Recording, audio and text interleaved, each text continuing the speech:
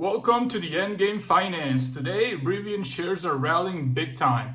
I would hate to be a short. 20% or near 20% of total shares outstanding are short on the market today. So these shorts will be getting squeezed today hard. You can expect this stock to rally. You can expect it to continue to rally as these shorts get squeezed. But here are the reasons why Rivian shares are rallying.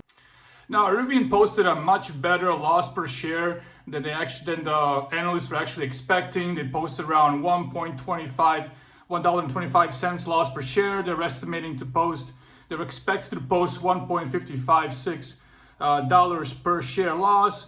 However, Rivian has been decreasing their costs. They've been improving their margins, as we've been covering over the course of these videos. And today they just reaffirmed basically that idea that they're on the right track. They're on the right track to build out their company, to lower their costs, and to just continue their mass production. Rivian also beat revenue estimates. They brought in $661 million. Analysts were expecting $660.3 million. Their cash and cash equivalents were around $12 billion. And analysts were estimating they would be around $10.86 billion. So they have a lot more cash than most people are expecting. However, let's get into their shareholder letter and just get the real meat on the bone. Rivian has produced so far 35,000 vehicles. That is not much. However, they are ramping production. They have over 200 million miles driven on their vehicles, which means their batteries and their motors are well tested now. Their technology is well tested and proven. Over 500 cities are now having EDVs, their electric delivery vans, delivering packages for Amazon. That exclusivity deal is through 2026. So after 2026, you could expect these vans to be in the fleets of many other companies like UPS, FedEx, USPS, and many others as well. However, this exclusivity deal is for Amazon, and Amazon really wants these vans. However, Amazon cannot ramp up their installation of their chargers, especially because they cannot get as many permits as fast as they can receive these vans. So there's a slight lag in delivery of EDVs. However, expect this ramp to increase drastically. Expect Amazon vans to be on the road a lot more in the near future. Rivian has also reaffirmed their production target of 50,000 vehicles this year. They might be able to beat this number. However, they had a drastic slowdown in the first quarter, so they can stop production and actually start implementing their own materials into their vehicles. As we'll see later on, they have their own motors now. They have their own battery chemistry they're putting into their vehicles. And all of this is actually reducing their costs. So their margins are slightly increasing, they're expanding. Their costs are getting lower and lower. So as the year progresses and as the next 2 to 3 years progress, we can see Rivian really is just starting to ramp up vehicles at a profitable rate. During the first quarter of 2023, R1 production continued to grow quarter over quarter. EDV is ramping production after the successful introduction of their in-house motor Enduro and lithium iron phosphate battery packs. So like I was just saying, they're putting in their own materials into the vehicles. They're putting their own technology into the vehicles. This is making it a lot easier for them to source the materials for these components. On this point, they say increasing our production volume as we simultaneously leverage our fixed costs at our manufacturing plant is the primary lever on our path to sell each vehicle profitably. So they're expecting to hit profitability sometimes within the next 2 years. They'll probably be break even by the end of next year. Also saying because they're developing their own motors, because they're developing their own batteries, they will leverage this extensively for their next upcoming platform R2. So once they begin production on their cheaper vehicle within around 2026, they will have all these expertise. They will have all these suppliers already lined up to source these materials. So they will avoid a lot of bottlenecks and a lot of production slowdowns that really impacted R1. During 2023, the first quarter, they issued green convertible bonds. So they bumped up their balance sheet around $1.5 billion using these bonds. They also bumped up their revolving credit lines. So these transactions and these actions have increased their liquidity profile by approximately $2.4 billion. So Rivian remains well positioned to have money for their future operations. They remain well capitalized with lots of liquidity, affirming their previously disclosed guidance of 50,000 total units of production. They will lose around $4.3 billion this year. However, they still have around $12 billion and still several $billion in revolving credit.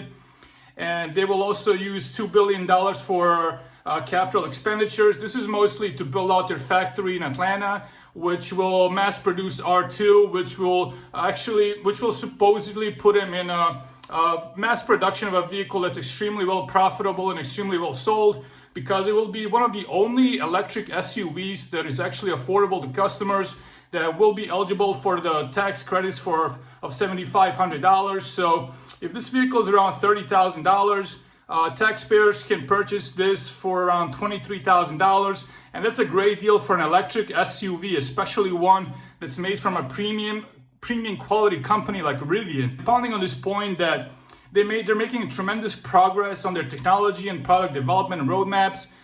They launched their in-house enduro motor line, as well as their LFP battery packs into the commercial vehicles.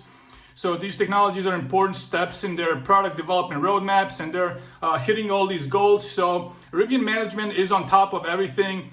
I'm very satisfied with how they're performing. I'm very satisfied with the roadmap that's being just accomplished so far. To checking off the check marks, they're basically on track to accomplish everything I was hoping for. So again, we still see here in the shareholder letter, they're delivering meaningful cost savings with their in-house production. They have a greater supplier diversification because they're obtaining many parts for these components from many different suppliers. They're not restricted, and now that they've entered mass production, they actually have some negotiating power with these suppliers. So they're renegotiating some of these deals, and they're actually getting some of these components a lot cheaper because they will be buying them in mass scale.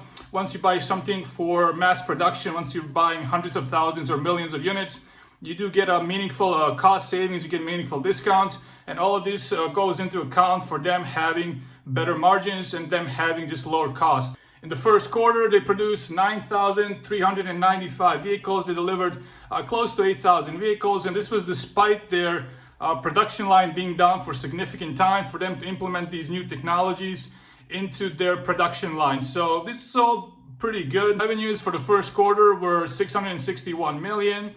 That's pretty good, guys. This is a fairly new company. They just started production last year, and they just did close to $700 million in 3 months. This puts them on a trajectory to do close to $3 billion in 1 year. And that's pretty amazing for a company that did not have any revenues 2 years ago. See, they're still also emphasizing this. They forecast reaching positive gross profit in 2024, and therefore expect by the end of 2024, they will not have any material LCNRV inventory charges and loss on firm purchase commitments associated with the goods manufactured. So they're basically saying all the vehicles they were selling at a loss will pretty much end by the end of 2024, or at least somewhere in 2024. So they will not have these additional costs of having vehicles that are not being sold profitably. Like, we remember, these vehicles are early pre-orders. These vehicles were basically sold before we knew the impacts of inflation and before we knew the impacts of strained supplier chains, which basically increased all material costs. So this will all be finished pretty soon, and they will be selling these vehicles at a huge boost in price, which will drive their margins up significantly. One thing I really dislike from this is the stock-based compensation was $165 million in the first quarter, and it was $307 million in the first quarter of 2022. This is pretty much ridiculous, guys. They're not delivering huge numbers, and they're still giving themselves tremendous, huge stock-based compensation. Like, when Elon Musk got billions of dollars in stock compensation, he drove the price up significantly. He delivered huge value for Tesla shareholders, which was basically done by increasing and mass producing vehicles, which resulted in higher share price. And he had to keep the stock price elevated, I believe, for 6 months before he hit all these milestones, before he was given billions of dollars in stock compensation. And these guys are just giving themselves hundreds of millions of dollars, and they're not even really meeting their goals. I mean, they're falling behind in production. So that's very disappointing to see. And hopefully that gets eliminated in the future, in the next few quarters, because you cannot underperform and then over-reward yourself. That's just crazy. So that's pretty much it for the Rivian's first quarter. They did really well. They beat on revenue expectations. They beat on earnings per share. So we'll see how it goes in the future. Hopefully they're able to actually go beyond 50,000 units produced this year like we mentioned, they did have a slowdown in the first quarter because they had to rework their production lines to put their own enduro, their electric motors into their vehicles. And they might actually have a few more slowdowns for their production lines. However, hopefully they keep ramping up, and hopefully they hit way beyond 50,000 units. Hopefully, I'm expecting and hoping personally to see around 65,000 units produced this year. However, even if that's not possible, I'm still satisfied with these numbers. I believe next year they will have significantly more vehicles produced. These are luxury vehicles, so I don't really see them being in danger of not being able to sell these cars, because these vehicles are mostly purchased by people who are way in the upper class or middle upper class, people that are not really impacted by credit crunch, people that are not really worried about interest rates. So I see these cars just keep on selling and selling. Please let me know below if you have any comments or questions. Thanks for watching. As always, have a great day.